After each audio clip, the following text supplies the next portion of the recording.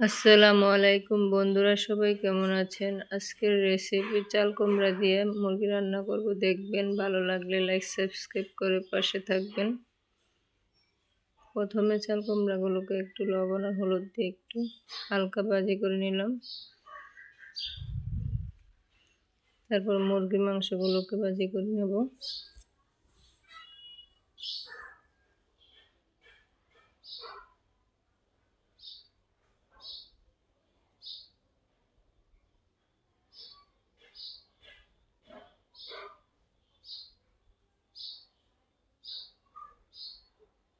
মাংসগুলো ভাজা হওয়ার পর পেঁয়াজ কচি লাল করে নেব।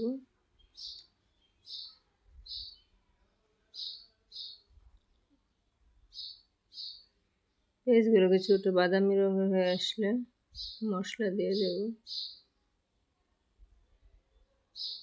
পেঁয়াজ, রসুন বাটা, আদা বাটা গুঁড়ো দিয়ে কিছুক্ষণ ভাজি নেব।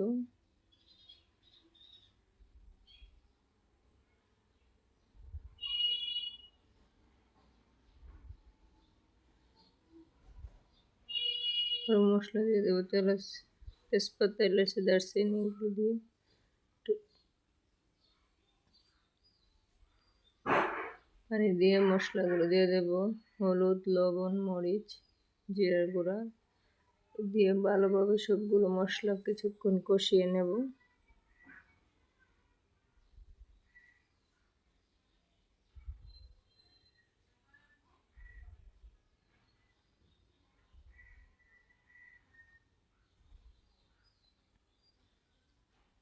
কিছুক্ষণ কষানোর পর মাংসগুলো দিয়ে কষিয়ে নেব।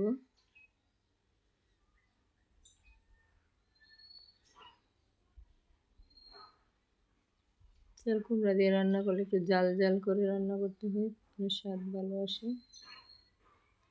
মরিচের পরিমাণটা একটু বাড়িয়ে দেওয়া হয়েছে।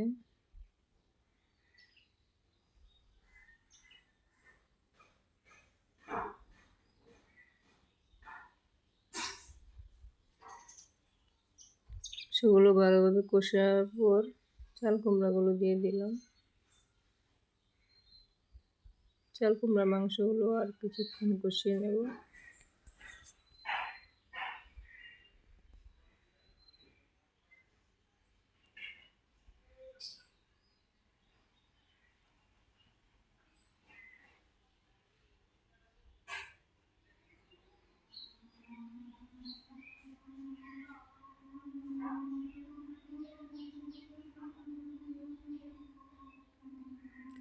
কিছুক্ষণ কষানোর পরে হয়ে গেল।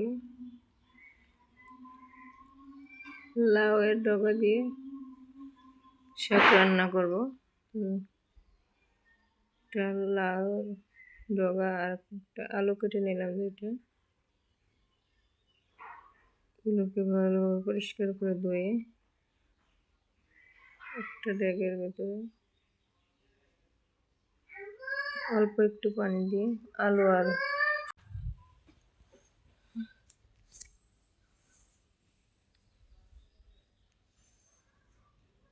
লাউ শাক রান্না করার জন্য আলু আর কিছুক্ষণ মিনিট ভাপ দিয়ে নিলাম।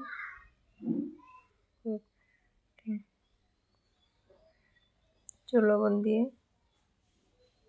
কিছুক্ষণ নেড়ে চেড়ে ভাপিয়ে নিলাম।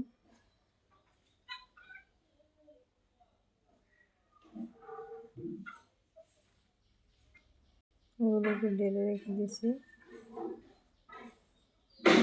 ভালো লাগলে লাইক সাবস্ক্রাইব করবেন। যারা যারা এই পর্যন্ত দেখেছেন একটু লাইক দিয়ে দেবেন।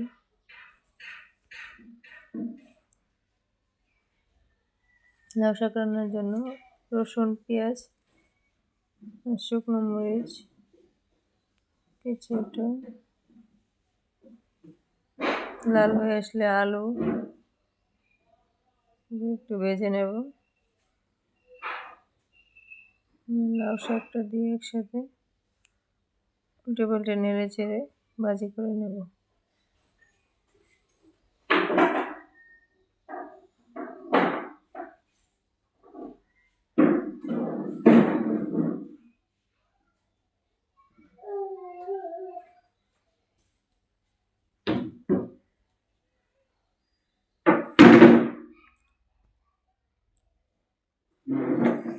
যারা যারা এ পর্যন্ত দেখেছেন অসংখ্য ধন্যবাদ।